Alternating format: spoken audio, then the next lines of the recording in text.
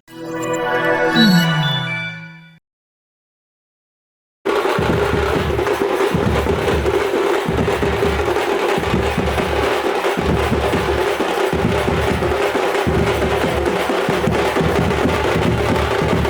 முதல்ல நான் வந்து ஒரு நகைச்சுவையான ஒரு படம் எடுத்துக்கேன் எல்லாரும் சொல்றாங்க.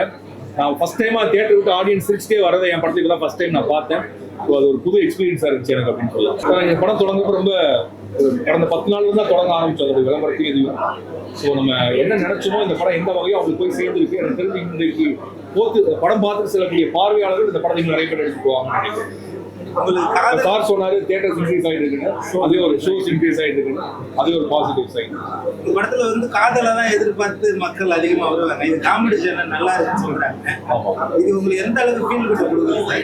உண்மையாவே நம்ம இருக்கிறதே ரொம்ப டஃப் வந்து சிரிக்க வைக்கிறது தான். நம்ம முதல்ல நகைச்சுவை படம் எடுக்க இந்த பயம் என்னன்னா வந்து யாரும் சிரிக்காம போயிட்டா என்ன பண்றதுன்னா, ஸோ அந்த பயம் நேற்றோட எனக்கு மாறிடுச்சு. ஃப்ரெஷ் ஷோவில் கேட்ட அந்த சிரிப்பு அந்த கை தட்டுறதுமே முழுக்க மாறிடுச்சு. இன்னைக்கு இவர் சொன்னார் தியேட்டருக்கு வெளியே கிளாப் சவுண்ட் கேட்குது. ஸோ உண்மையாவே நம்ம என்ன நினைச்சோமோ அது போய் சேர்றதுக்கு ஒரு சந்தோஷம் கிடைக்கும்ல, ஒரு சந்தோஷம். நெக்ஸ்ட் கன்ஃபர்ஸ் ஃபேமிலியோட கூட்டு திருப்பி பார்க்கலான்னு பிளான்ல இருக்கேன். ஏன் ஆமா ப்ரோ, படம் சூப்பரா, அப்பா படம் செம்ம பையனை கூட்டு திருப்பி பார்க்க போறேன், கன்ஃபார்ம் பார்க்க போறேன். பர்சனலா கனெக்ட் ஆயிடுச்சு படம். சூப்பர் ப்ரோ, நைஸ் அண்ட் செம்மையா இருக்கு. வேற லெவல் படம். அவர் அகில உலக சூப்பர் ஸ்டார் தான் நிஜமாவே. நாங்கள் வந்து ஒரு குக்கிராமத்தில் போய் ஷூட் பண்ணிட்டு இருந்தோம். சனிக்கிழமை 4000 பேர் வந்துட்டாங்க, ஷூட்டிங் நிறுத்த வேண்டியதாயிடுச்சு. அப்பதான் நான் நினைச்சேன் வந்து அவருடைய அந்த நகைச்சுவையும் அவர் பேசுற எளிமையும் இருக்குல்ல, தமிழ்நாட்டுக்கு எல்லா இடங்களுக்கும் போய் சேர்ந்த ஒரு நடிகர். ரொம்ப யதார்த்தமா நடிக்கக்கூடியவர். இந்த படத்துல நகைச்சுவையும் இருக்கு, யதார்த்தமும் இருக்கு. ஒரு நம்பத்திலிருந்து அப்பாவா நடிக்கும். எனக்கு தெரிஞ்சு இந்த படம் பார்த்துட்டு எல்லாரும் சொல்லுவாங்க சிவாவுடைய முக்கியமான படம் அவங்க சொல்லுவாங்க, நான் நினைக்கிறேன். அதுக்காக வெயிட் பண்ணிட்டு இருக்கேன். பார்வையாளர்கள் மிஸ்டர் சிவா சார் இந்த படத்தை எப்படி நடிச்சிருக்காங்க, என்ன சொல்ல போறாங்க, அவரை விட நான் வந்து ஆர்வத்தோட காத்துட்டு இருக்கேன். மற்ற படங்களில் சிரிக்க வைக்குமா சிரிக்கவும் வைப்பாரு, பட் ஒரு நடிப்பாவும் எக்ஸ்ட்ராவா பண்ணிருக்கான்னு நான் நினைக்கிறேன். படம் நல்லா இருந்தது, மியூசிக்கும் நல்லா இருந்தது, நல்லா இந்த மனசு விட்டு நல்லா சிரிச்சோம். படமும் நல்லா இருந்தது, பாட்டு மியூசிக் டைரக்டர் நல்லா. உங்களுக்கு பர்சனலா ஏதாவது கனெக்ட் ஆச்சு? சந்தோஷ் தயான் இது நல்லா பண்ணிருக்காரு. நல்லா வருவாங்கன்னு நினைக்கிறேன். சிவாக்கு எந்த நடிகர் வந்தாலும் மம்முக்கா வந்தாருன்னா அவருக்கு ஏற்ற மாதிரி குட்டி நகாசு வேலைகள் பாக்குற மாதிரி திரைக்கதையில இப்ப சிவானா அவருக்கு நகைச்சுவை தான் அவரோட பலம். அதை சேர்ப்பதற்கான சில இடங்களை கணவன் மனைவி காதல் அழகா சொல்லிருக்கீங்களேன்னு கேள்விப்பட்டேன். நல்லா வந்திருக்காரு. நம்ம எல்லாரும் காதலாம் என்ன நினைச்சுக்கோன்னா கல்யாணத்துக்கு முன்னாடி படதான் நினைக்கிறோம். கணவன் மனைவிக்குள்ள இருக்கக்கூடிய காதல் ஒரு பெரும் காதல் தானே. எவ்வளவு தியாகங்களுக்கு நடுவிலும் அவங்க ஒருத்தர செல்லமாகவும் கோபமாகவும் சண்டை எவ்வளவு இருந்தாலும் அதுக்குள்ள ஒரு பெரிய பிரியா இருக்குல்ல. இந்த கதைக்குள்ள அப்படிப்பட்ட ஒரு காதலும் இருக்கு, ஒரு கிரஷும் இருக்கு. அப்பா அம்மா மகன் மேல வைத்த பெரிய காதல் இருக்கு, மகன் அப்பா மேல வைத்த காதல் இருக்கு. இதெல்லாம் தாண்டி இயற்கை மனிதர்கள் மீது வைத்திருக்கக்கூடிய காதல் இருக்கு. இது ரொம்ப டிஃபரெண்டா பண்ணிருக்காங்க. லைக் ராம் சார் பர்சனலா உங்களுக்கு படத்தோட எவ்வளவு கனெக்ட் பண்ணிக்க முடிஞ்சது? நல்லா பண்ணாரு, சூப்பரா இருக்கு படம், எல்லாரும் வந்து பாருங்க. ஓகே, ராம் சாரோட மற்ற படங்கள் நம்ம பார்த்திருப்போம், அதுக்கு இதுக்கு என்ன வித்தியாசம் இருக்கு? இல்ல எல்லா படமுமே எமோஷனலா நம்மளோட கனெக்ட் ஆகுற மாதிரி இருக்கும். இந்த படமும் நல்லா கனெக்ட் ஆச்சு. நீங்க வந்து எல்லாரும் ஃபேமிலியோட வந்து பாருங்க. எங்க கிட்ஸ் இருந்துச்சுன்னா கண்டிப்பா கூட்டிட்டு வாங்க. இந்த படத்துல கிரேஸ் ஆண்ட்ரி நடிச்சிருக்காங்க. இது தமிழ்ல முதல் படம். அவங்க மலையாளத்துல வந்து ஒரு பிரபலியமான ஒரு நடிகை. அவங்க நடிப்புக்கும் அவங்க நகைச்சுவைக்கும் இந்த படத்துல ஒரு ஹியூமர் கேரக்டர்ங்கிறப்ப திரும்ப ஒரு ஹியூமர் பண்ணக்கூடிய ஹீரோயின் எனக்கு எடுத்து அந்த காலத்து ஊர்வசி மேடம் மாதிரி ஒருத்தர் தேவைப்பட்டாங்க. கிட்டத்தட்ட அந்த வீட்டில் நடிக்கக்கூடிய எனக்கு ரொம்ப பிடித்த நடிகை வந்து கிரேஸ் ஆண்டனி. இந்த படத்தில் அவங்க நடிக்கணுங்கிறதுக்காக ஆட்சியாளர் போராடி அவங்களை கொண்டு வந்தேன். ஆக்சுவலாக படம் பார்த்து வெளில வரவங்க மிச்சி சிவா சார் எவ்வளோ பாராட்டுறோம் அவங்களையும் அவங்க பாராட்டுவாங்கன்னு.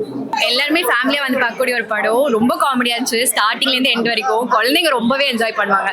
சிவா அன்பு அவங்களுடைய அந்த ஃபாதர்ஸ் அண்ட் கெமிஸ்ட்ரி சூப்பரா ஒர்க் அவுட் ஆயிருக்கு. கண்டிப்பா பார்க்கலாம், ரெடி வாட்டி பார்க்கலாம். இந்த படத்துல திரும்பவும் அஞ்சலி என் படத்துல எனக்கு உதவி செய்யறதுக்காக ஒரு சிறு கதாபாத்திரம் நடிச்சு கொடுத்துருக்காங்க.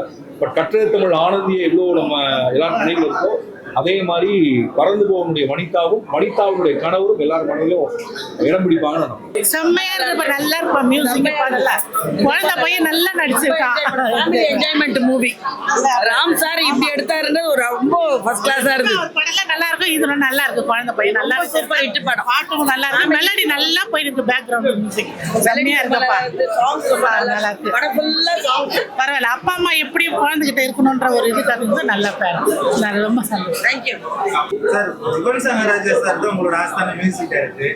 அவர் இடத்த வந்து சந்தோஷ் தயாநிதி வந்து நிறைவேறாருன்னு நீங்க நம்புறீங்க? அப்படி ஒருத்தரோட எனக்குமே கம்பேர் பண்ணக்கூடாதுங்கிறது தான் நம்மளுடைய யுவனுடைய டியர் மோஸ்ட் ஃப்ரெண்ட், என்னுடைய பிரதர். அவர் இல்லாமல் இயங்குறது கஷ்டம் தான். ஆனால் இந்த படத்துல சூழல் அவருக்கு நேரம் இல்லாதனால பாடல்கள் மட்டும் யோசிச்சு பண்ணப்ப ஆபத் பாந்தவனாக வந்தது தான் சந்தோஷ் தயாநிதி.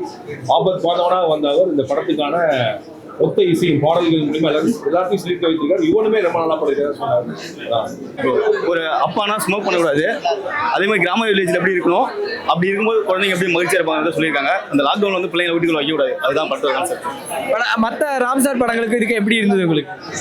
மற்ற படத்துக்கு கம்பேர் பண்ணும்போது இது வந்து சிரிப்போட வந்து கலந்துருக்கு. மற்ற படத்தை வந்து ஸ்கிரிப்ட் வந்து அந்த குழந்தைங்களுக்காக இல்லை கட்டட தமிழ் பார்த்தீங்கன்னா ஒரு படிச்சு பிடிக்கிற விஷயத்த சொல்லிருப்பாரு. இந்த படத்தில் பார்த்தீங்கன்னா ஒரு பையனுக்காக அப்பா இப்படிலாம் இருக்கணும், தன்னோட ஆக்டிவிட்டி மாற்றிக்கணும். அதுதான்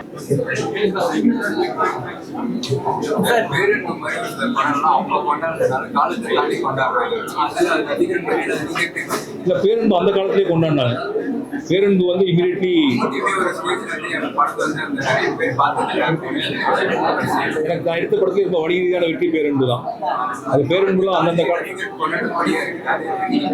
அது ஒரு தப்பு இல்லைன்னு நினைக்கிறேன். ஒரு படம் அந்த காலத்திலேயே கொண்டாடப்படணும், அது தாண்டி வரக்கூடிய காலத்தையும் கொண்டாடப்படணும். என்னோட முதல் படம் கற்றது தமிழ் இன்னும் யாராவது பார்த்தாதான சந்தோஷம். அன்னைக்கு எடுத்த படம் பழசாயிடுச்சுன்னு கொடுத்துட்டா வேஸ்ட் ஆயிடும் இல்லை. நான் என்னோட படம் இந்த வெள்ளிக்கிழமை எனக்கு ஓடணும். பல வெள்ளிக்கிழமைகள் தாண்டி என்னைக்கோ பிறக்க போற இன்னொரு பையனும் இந்த படம் எடுக்கிறப்ப பிறக்காத ஒருவர் நாளைக்கு 20 வருஷம் கழிச்சு இந்த படம் பார்த்தா அவருக்கும் பிடிச்சதான் ஒரு ஃபிலிம் மேக்கர். நேச்சுரலா எடுத்திருக்காங்க.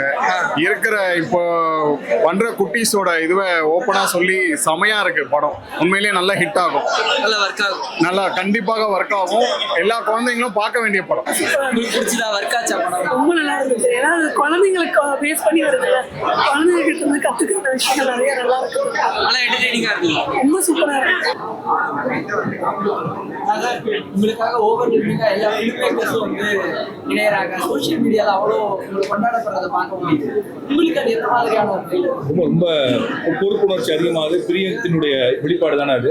பட் தமிழ் இண்டஸ்ட்ரிக்கு அந்த இது முதல்ல இருந்தே அப்படி ஒரு கல்ச்சர் இருக்கு. என் படம் இல்லை, இன்னொரு ஃபிலிம் மேக்கர் படம் எடுத்தாலும் அதை இணைந்து செய்யக்கூடியது வந்து இயக்குநர்கள் மத்தியில் அந்த ஒற்றுமையும் அன்பும் ஒரு பிரிவும் மாறி மாறி இருந்தது. ஒரு படம் பிடிக்கிறப்ப அவுட் ஆஃப் த வே வந்து பண்ணுவாங்க. ஸோ அது என்ன பொறுப்பு, இன்னொருத்தர் படம் பண்ணப்ப நம்மளும் அதை பண்ணுங்கிறதா இருக்கு. ஸோ இது எப்போதுமே ஒரு ரிலே ரேஸ் மாதிரி இது நடந்துகிட்டே இருக்கு. அது தமிழ் சினிமாவுக்கே உரிய பிரத்யேகமான ஒரு அடையாளம், இல்லாட்டி ஒரு நல்ல பண்பு அப்படின்னு. படம் ராம் சார் ரைட்டிங்கை பற்றி தப்பே சொல்ல முடியாது. அவரோட ஃபர்ஸ்ட் ஸ்கிரிப்ட் காமெடி ஸ்கிரிப்ட்னு பார்க்கும்போது 200% ஃபுல்ஃபில் ஆகிடுச்சுன்னு தான் சொல்லணும். அண்ட் ஸ்டோரி வைஸ் குறைய சொல்ல முடியாது. அண்ட் ஃபேமிலிக்கான ஸ்கிரிப்ட்னு சொல்லலாம். ஸோ யாராவது குழந்தைங்க இருக்க ஃபேமிலிஸ் அண்ட் குழந்தைய மிஸ் பண்ணுற ஃபேமிலிஸ்லாம் கண்டிப்பாக இருந்தீங்கன்னா குழந்தைங்களோட கூட்டு போய் இந்த படத்தை பார்க்கலாம். ஆடியன்ஸ்க்கு ஒரு கருத்து சார், கடைசி கொஸ்டின். ஆடியன்ஸ்க்கு ஒரு கருத்து. ஆடியன்ஸுக்கு ஒரு கருத்துல வாங்க, ஜாலியா இருங்க, என்ஜாய் பண்ணுங்க.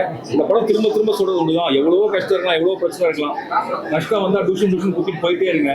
வாழ்க்கையை என்ஜாய் பண்ணுவோம், செலிப்ரேட் பண்ணுவோம், குழந்தைகளோட டைம் ஸ்பெண்ட் பண்ணுவோம், மலை ஏறுவோம், மரம் ஏறுவோம், காற்றை ரசிப்போம், காற்றை சுவாசிப்போம், நீச்சல் குளத்தில் குளிப்போம், ஹாப்பியா இருக்கும். ரெண்டாவது வாட்டி பார்க்கும்போது அவர் என்ன சொல்ல வர்றாருன்றது புரியும்.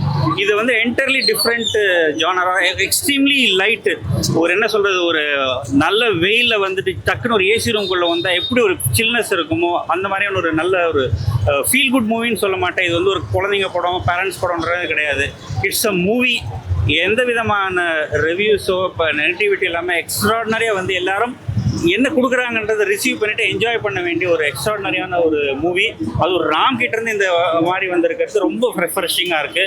So it's a fresh breeze. So எத்தனை முறை இப்போ மறுபடியும் ஐ திங்க் நான் குழந்தைங்களோட ஈவினிங் வந்து பார்க்க போகிறேன். சிறிய படங்கள் பெரிய படங்கள்ங்கிற அந்த பேரியர் உடைஞ்சிருக்கல, அதை பற்றி அது ரொம்ப நல்லதுதானே. எல்லா படங்களும் நல்ல படங்கள் தான். அது பட்ஜெட் வச்சு நம்ம கால்குலேட் பண்ண வேண்டியதில்லை, எவ்வளோ கலெக்ஷன் வச்சு கால்குலேட் பண்ண வேண்டியதில்லை. எவ்ரி மூவிஸ் கண்டென்ட் தான். படம் செமையா இருந்துச்சுண்ணா, எனக்கு ரொம்ப பிடிச்சது. புது ஜான்ரா, அது காமெடி ஃபில்மு. ஸோ அவரே முடிச்சுட்டு சொன்னார், காமெடி ஃபர்ஸ்ட் நான் ட்ரை பண்ணேன், சூப்பராக இருக்கு. பர்சனலாக ஒர்க் ஆச்சு. அகில உலக சூப்பர் ஸ்டார் டான்ஸ் போர்ஷன், அது பிளாஸ்ட். படம் சூப்பரா இருந்தது, நல்லா இருந்தது. என் பையன் நல்லா என்ஜாய் பண்ணி பார்த்தான். இன்னைக்கு லீவ், அதனால நான் அவனை கூட்டிட்டு வந்தோம். இந்த அளவுக்கு எக்ஸ்பெக்ட் பண்ணல, சும்மா யதார்த்தமா வந்தோம். சூப்பரா இருந்தது படம். இல்லை உங்களோட கலெக்ட் பண்ணி பையன். ஆமா ஆமா, நல்லா இருக்கு. ஆக்சுவலா இந்த படம் இமோஷனலாவே இல்ல, ரொம்ப காமெடியா தான் இருந்தது. ஆமா, இது ரொம்பவே வித்தியாசமா இருந்துச்சு. ஏன்னா வழக்கமா நம்ம பாக்குற எல்லா படமும் வந்து அவரோட படம்னாலே ரொம்ப இமோஷனலா அந்த மாதிரி தான் இருக்கும். ஆனா இந்த படம் அந்த மாதிரி இல்ல, ரொம்ப காமெடியா சிரிச்சிட்டே இருந்த மாதிரி இருக்கும். நல்லா இருக்கு. 9.5 10 கொடுப்பேன்.